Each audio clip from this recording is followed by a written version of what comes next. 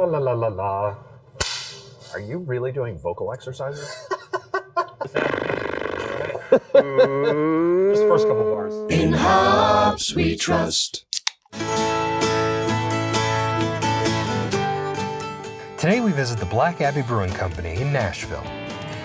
Black Abbey has been crafting unique and approachable ales from the highest quality ingredients since 2013. Black Abbey strives to supply liquid refreshment that is greater than the sum of its fine parts, relying on over 600 years of brewing tradition. At the Black Abbey, beers are created, not made. Welcome back to the Cocoa Butter Hour. I'm your host as always, Ralph Saro. And today we are at the Black Abbey Brewing Company, and I'm sitting down with the co-founder and president, Carl Meyer. You can call me Coco. Coco, Carl Meyer. No one calls him that. Nobody's like that. The sales and marketing lackey, some might call him a genius. That's why we're here. Isaiah Coleman. Consider it like a phone call. Coleman. And John Owen, the co-founder, partner, and head brewer. Gentlemen, how are we doing today? So far, so good. Excellent. Yeah, in the words of a Minnesotan hip-hop pioneer's atmosphere, I'm clean and awake and ready to commence. That's what I'm talking about. All All right. So let's start off today with how Martin Luther and his wife, Katharina, inspired you guys to open the Black Abbey Brewery. I'll take it. So Luther was traveling via horseback in a thunderstorm. Lightning struck so close to the horse that he was riding on that he fell off and landed in the mud and said, "Saint Anne, help me, I'll become a monk." Okay, look, we're not the freaking History Channel. So in a nutshell, Luther becomes a monk at the Black Cloister, does his thing with the 95 Theses, the Pope wants Luther dead, Luther goes into hiding. He meets and marries Katharina, an ex-nun and trained brewer. Katharina creates what becomes known as the best beer in Wittenberg, establishing a community of brewing fellowship at the Black Cloister. Fast forward from 1505 to, 2009, 11, something like that. What should the brewery be called? And we had lots of different ideas and pros and cons. So around Halloween, it was brewing, and it was brewing a Belgian-style beer. And I thought, this Belgian-style beers are made by monks. Luther was a monk. I start Wikipedia researching Luther and uncover this story about the Black Cloister. And so I start texting Mike and John, "I've got it, this is it, we should call the brewery Black Cloister." Next morning, John wakes up, reads all this, and sends, "Drink 3 beers and try to say cloister." Let alone spell it. The Black Abbey was born. We're going to be trying that in about 30 minutes or so. When we started, Carl and John made it very clear from day one that the purpose of the Black Abbey is community building. And we wanted to make beer that was inclusive rather than exclusive. We didn't want to make beer, like I say it all the time, beer ought not to be a dare. I don't want to look at my glass and go, I guess I should finish it. I bought it. We wanted something that was clean and unique, but approachable. So the average person walking in could find something that they like and become a part of it. John, how'd you meet Carl? In a homebrew club. They were called the Antioch Sudsuckers. So the acronym being ASS, of course. So we were all ass men, It was a lot of fun. And so I met Carl through the club. Found that we had very similar tastes and styles. He made good, clean beer. About 2008 came around, and financial crisis. I decided that what I was doing for a living wasn't what I wanted to continue to do. My wife's like, "You're spending way too much time and money on this stupid hobby. Either figure out a way to make that your job or you find something else to do." It took us, 2 years? It's a long time. To pull it off. I mean, we spent a year just writing a business plan. It might have taken 3 months if you weren't drinking the whole time. Yeah, well, All right, we're going to take a quick break. Okay, because I got to pee. Yes. And then we're going to come back with more of the content that you love. Stay tuned. Couple of questions for you ladies. Ever wonder what IPA stands for? What makes a sour beer sour? If you want these answers and more, check out Beard Broads. The Broads are back and better than ever in a revamped, retooled, and reloaded new show. They're here to educate you on all things beer. Not only will they be bringing in female guests from the craft industry, but they'll be featuring women from all walks of life and careers. They will be sitting down in the bar at Ambassador Studios, learning about and tasting all different styles of beer. Keep up with the Broads on Instagram and watch all of their episodes in the Beard Broads playlist on the In Hops We Trust YouTube channel. Cheers, Broads. Hey, Ben, what happens to the cheese when it gets arrested? Goes to solid dairy confinement. Yeah. Welcome at home, people. You worst Oh time. my God. Okay, now we're joined by Ben Martin, the Minister of Malt, and Becca Shade, the taproom manager. And it's perfect time because we're going to talk about the tap room. Oh, huzzah. Your tap room is called Fellowship Hall. Yes, it is. Why is it called Fellowship Hall? Yes. When people come in, we want to make them feel at home. We want to make them feel welcome. This is the reason why we have 8-foot tables, is so there's more of a community type setting where you can sit and talk and meet new people who have like-minded ideas about beer. And that's kind of what we cultivate. Through the beginning, when someone comes in, we say, hi, how's it going? Welcome home. I think craft beer in general has this feel of bringing community together, which makes it even more difficult to operate in these circumstances. Because say I've got big 8-foot community tables where I want people to sit down and talk to each other. Except that it's a pandemic and you need to stay safe. Normally, that's a great idea. It's a great idea. In this climate, It's made it a lot harder, definitely. Made it a lot harder. It has not changed our commitment to holding on to this idea that beer is about fellowship, beer is about sharing experiences with one another and building community, regardless of the struggle in the current environment, that we're going to hang on to that ideal. Oh yeah, it's a name that it makes you want to get all your buddies together, enjoy a beer, and then take the one ring to Mount Doom and chuck it into the fires to kill Saro. It's a good thing everybody has to wear shoes, because I don't want to see no fuzzy shoes. That's nasty. Let's talk delicious beers, okay? I right now am enjoying the Black is Beautiful Stout, which is a collaboration which supports Black Lives Matter. So you're drinking the one recipe we didn't come up with. Okay. All these beers is the one we... Let's get this one out of the way first.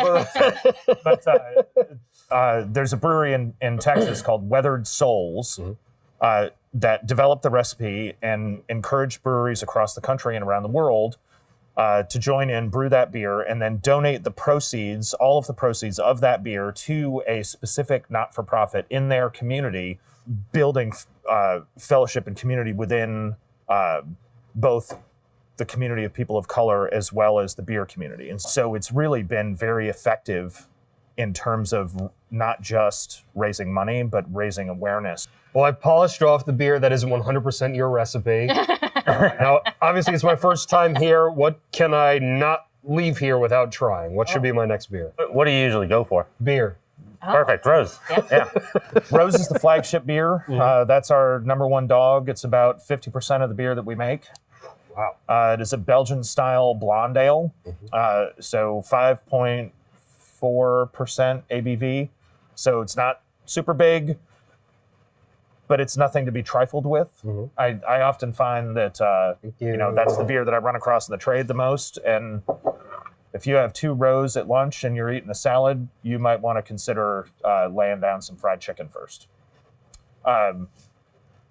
We use Chimay yeast. So Chimay is a Belgian monastic brewery. That is the core yeast that we run on all of our Belgian-style beers. Gives a little bit of banana and clove in the nose, mid-palate beer sweet, and then it'll finish nice and dry. Yep. That's very good. It's very tasty. Is this your favorite beer to make, or do you have another beer that you particularly enjoy? You love doing 44. 44 is great. So what's that? Tons of breaking out. So 44, our porter. The 44 is like, a quarter bag of that, half a bag of this. It's like 11 different grains. Like that was one of those recipes that... I think when you first gave it to me 7 years ago, it was maybe 14, 15 grains. We're now down to maybe 9, I think. What's your favorite beer that you guys do personally to drink? Quads and barley wines, I think, are my favorite styles to drink. Big, sweet plum flavors, but with a light body, so it doesn't necessarily weigh you down. We'll go down the line here. Becca, what's yours? I have learned throughout working here for 4 years that I drink very seasonally. During the summer, I like drinking the river running hibiscus goza, the Crossroads light and crisp. As our seasonals come out, that's when my palate changes anyways. So right now it's Guy Fawkes. The exciting thing, taproom wise, We did an English brown, and English people love it. We launch basically 3 seasonals in Q4. Chronicles, Oktoberfest, then Guy Fawkes is out for 3 weeks, then Krampusnacht comes, or the night of the devil goat-head creature. And so that's very much a pretty quick turn on Guy Fawkes, and when it came out, it was gone. IPA rules the day. And right now, the IPAs that rule the day are the ones that are hazy. Well, that's a big part of why we did Wingman Down as a imperial sort of West Coast style IPA. Carl, if you had to pick one of your favorites, who would it be? I really like Pearl Street. I like beer that tastes like beer, beer-flavored beer, if you will. So what are your thoughts on shotgunning beers? Are you serious? Like, that's part of our organizational brand. Now, do you guys shotgun every time you launch a new beer? We do. We're going to shotgun one tonight, actually. When we do this, we have a bar here in town that's carried our beer from the very beginning, craft brewed. So when we launch a new can, we will go to craft brewed. And then the offer is, if you will shotgun a can of beer with me, I will pay for it. Wow. And so we go to craft brewed and shotgun beers on the patio. In a few moments, we are going to shotgun a beer together. How does that sound? Okay. All right. Hey there, Mac.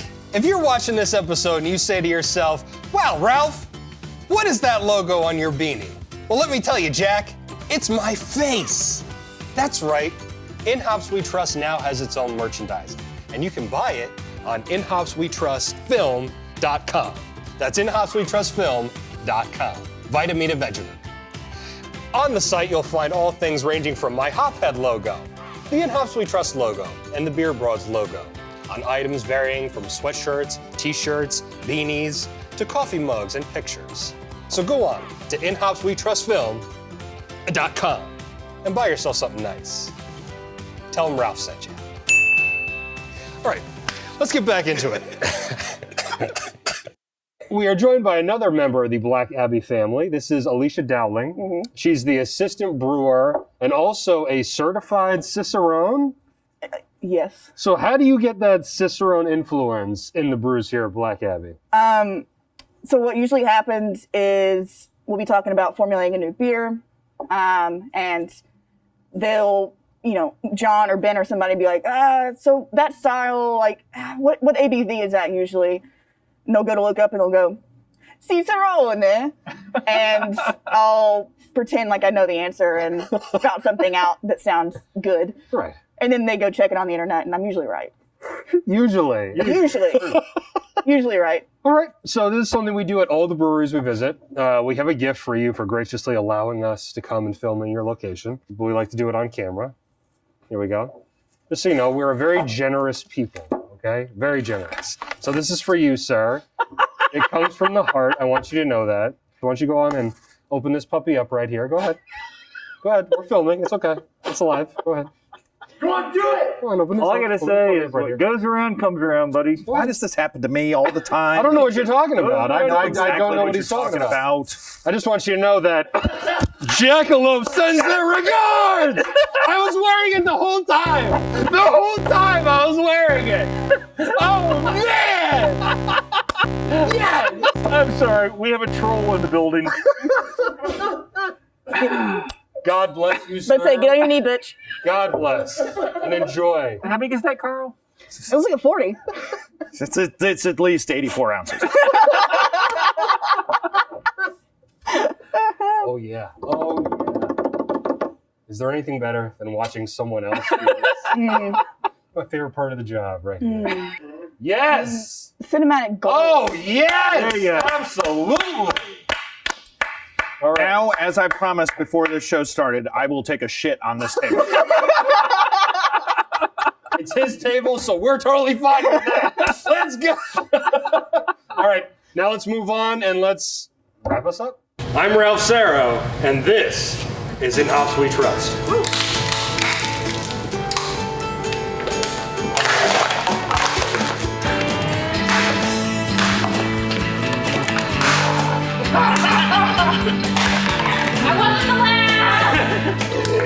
So, if you're in Nashville, Tennessee, come check out Black Abbey Brewing. Please be more convincing. They taste like the Protestant Reformation. Great Belgian style beers, absolutely delicious. Wonderful people too. I mean, it was an actual pleasure to shoot with you guys. Thank you so much for having us. Do we fucking get that? This is what you can expect at the Black Abbey Brewing Company. It is. Thank you very much. Sorry. Thank you guys. In hops we trust.